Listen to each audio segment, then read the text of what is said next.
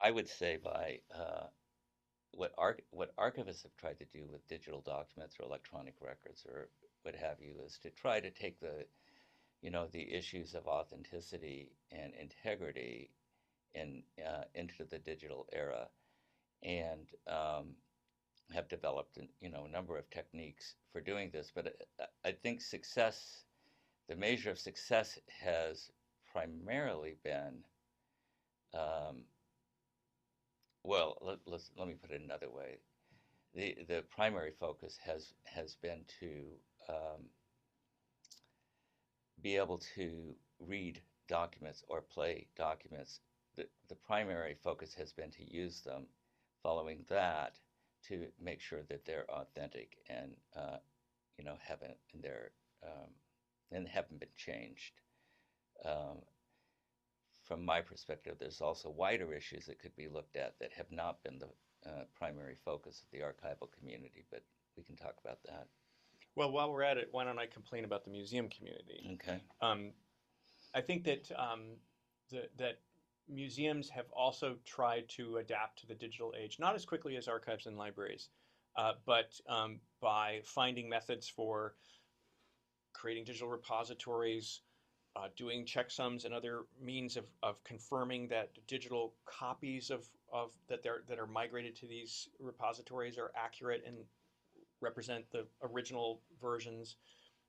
They've found ways to essentially turn the creativity that has erupted in the last, you know, several decades from the end of the 20th century into the 21st into bits stored on hard drives and other and cloud-based media. And I think largely what this represents is getting very good at preserving aspects of artifacts that don't really matter. In other words, in the context of the art world, having simply a meaning, like a transcription of of a text, or having the material, namely, oh, I've got this floppy drive or this DVD that the artist gave me, is um, important, but a very small piece of the preservation pie. And what's really missing is the ability to translate that into understanding the context or the experience. So, the example well, I've got my archive. I'm the artist, and I've put everything on, a USB stick or in iCloud or something, and now my work is going to be preserved for posterity, is ridiculous. And I find so much attention of the community, the preservation community, on file formats. Which file format should we save? Ignores the much larger issue of how the context is now no longer just a social context, like for papyrus or the Gettysburg Address. Now it's also the context of all the other artifacts that have to fit together to make that work, right? Because if I have a Right. Bitstream that's a video file, well, I need to know what the codec was to play it back. I need to know the software for the player. I need to know what operating system it ran on. If it was over the internet, I need to reconstruct, an IP address scheme and browsers and all plugins, and it's a tremendously complex problem. Right. Well, it is essential, but it's not sufficient, I guess is what Right. from my perspective. And I'm not really criticizing the archival community or the museum community in the sense that there's only limited resources, and we've had a generation or so to address some really complex technical issues. And I think we've made great progress technically. I do think that there's some broader issues. For example, in the digital world, it's very easy to create what in communications they call discourse communities, new ones with people you don't know except online. Typically in listservs of forums or a hybrid of various internet communication modalities. You can create these communities. They have their own rules of discourse, and and for that matter, every institution probably has its own rules for discourse. They're not written down, and so when lawyers come in and in the process of discovery pull out an email and use it in litigation. They're taking that totally out of context Right. in order to make a case for something or the other. But that's not good enough, I think, for scholars of the future. They need to be able to know what it actually meant in that community. So you can't you have to somehow preserve that broader context. So that's an example of working outside of this, the kind of software envelopes that I gave and hardware, to the point of, okay, there's new social context as well that also Exactly. happen to be mediated by electronic Exactly. communication. And that's, I think, an area of real weakness Yeah. in what's I, been developed so far. I think you see that a lot in the gamer community, right? Initiatives like preserving virtual worlds to try to figure out, okay, what do we do about preserving everything from Donkey Kong, these original kind of vintage games, to World of Warcraft, these massive multiplayer online role playing games, for which the actual game code is just a scaffolding for this social interaction that happens inside the games. You've got Right. guilds and conversations. Some happen in game, some happen outside of the game. Leaderboards. There's so many kind of important aspects that are produced by the mob of players, millions of people around the world, Right. that are not captured in any of the contemporary models for preservation. Because they're just preserving the game, not the experience. Yeah, Plus, yeah. how do you find a machine that's slow enough to play those as they were originally played? That's another problem, right? Like when we say, so I think there's this kind of analogy that we I made fun of the people who think that preservation is just pushing the crate into the archive.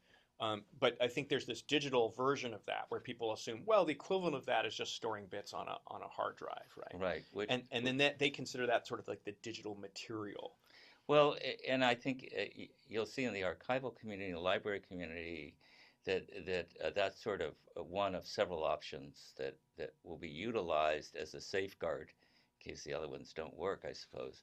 That you save a bitstream object because maybe in the future technology will be there to better transfer it to something else or to better look at it, or because you just don't have the capacity to migrate it to anything else or to emulate. So you save the bit stream, hoping for the best in the future. Um, and I think that's not an unreasonable thing to do in certain circumstances, but it's all determined by the circumstance and what resources you have to to devote to something, how important it is, and so I, forth. I guess in my community, I've seen a little bit of a shift there. So I think that there was that, and again, I'm admittedly critical of this perspective that um, if I'll save it and then let the future figure out, what the context was, social and otherwise. To me, that's sort of like, to someone with a hammer, everything looks like a nail. I've got the ability to like do checksums and store files, and I know how to migrate those, and maybe even I'm using redundant computers across multiple networks and so on. But I don't have an easy way to say what is the context. What are the other pieces of software necessary to reconstruct this? What are things like the timing that I don't know? Wow, how fast was this game going to run?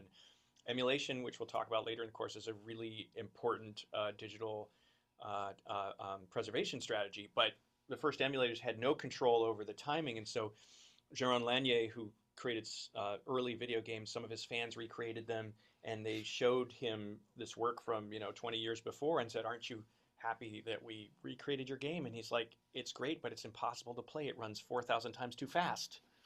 So being able to say I got the stuff versus being able to say I recreated the experience, huge gap there, I think, in contemporary preservation, certainly in the world of museums. Yeah, well, I think that that's obviously one of the layers of context that has to be addressed. I think if I were going to summarize what the archival community has done, it's developed the technology to maintain digital records over time. Um, it's they're not technologies that are as widely practiced as they should be, in my view, but they're there, they're available, and they're usable now, and they're spreading quickly. Um, and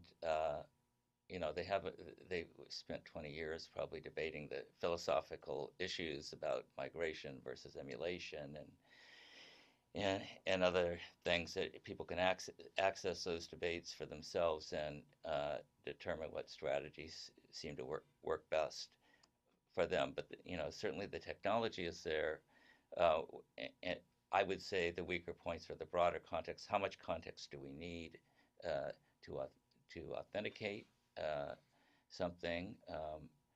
And you know, here with authentication, I think you also have to be able to look at. You must have sufficient context to determine the authority of the person to do what they are doing in a document. And to give you an example, I could send out an email to lots of people on campus here and say, you're all getting a 50% raise as of January 15th. Um, and it would be an authentic document. And we should be preserving enough context along with those emails to know that I have no authority whatsoever to make Sorry. such a statement. Because in the future, I wish I you mean, did, Richard. yeah, but I mean, in the present, everybody knows that I don't. Right, right, It's what I refer to as the oral metadata, the unwritten metadata about documents. right. We all know certain things about how our place of work operates or our school, uh, but people in the future won't have access to that unless we record it somehow. And so we have to also preserve enough context that they can authenticate and they can determine for themselves whether the integrity has been maintained of records. And then beyond that, I would say enough context that they actually know what that document or documents meant and in the context in which it was created, the social context, the communication context, as well as the technical context. So I know that, formats and standards like Ferber allow you in the library world and archives to sort of determine and pinpoint versions of a document or artifact. But I wonder if you push that idea a little further, what you're saying about being able to construct the context isn't an artifact maybe a little artificial as a wrapper around culture because culture is really sort of a series of events, if you will. Mm-hmm. And I think this becomes. I mean, we can talk about okay, what is Beethoven's Fifth Symphony? Is it something written on music staff and notation, or is it a series of performances? The performances of which, the actual live performances, have influenced how it's played as much, or, to some extent, maybe not as much as the score, or maybe equal. I think we could also look at in the world of moving into the digital space, where you can say anytime someone is, say, a new media artist, they're constantly releasing new versions of their software to test it. And every time it is maybe shown or even tested is in essence a new version. So a work called Apartment by Martin Wattenberg and a number of other artists. I documented its kind of genesis over a 18-month period, and there were a couple dozen different versions during that time. Sure. And they weren't just versions like it was shown here and then it was picked up and shown over there. Things changed along the way. The technology behind the scenes changed, so they had to adapt to that. But also they were like, oh, let's do a multiplayer mode. Oh, this feature didn't work, so let's take that out. And I could say that Apartment is a version. I mean, is a document, but or an artifact. But in some ways, that's a real shorthand for this messier kind of event stream that we're interested in, right? Well, of course, but on the other hand, all records of the past are fragmentary and broken up, and you never have a record of everything that happened. You don't have a record of every conversation the programmers had when they were developing that software, or uh, you know, maybe you don't have, or maybe you do. I don't know. Maybe you have the chats that they use communicate with each other if there was more than one of them, or The email National sources. Security Administration might, but I Yes, don't. and if you can get a backup from them, then all is good. That's right. But nevertheless, the records of any period of time are always incomplete. Well, your point is well taken.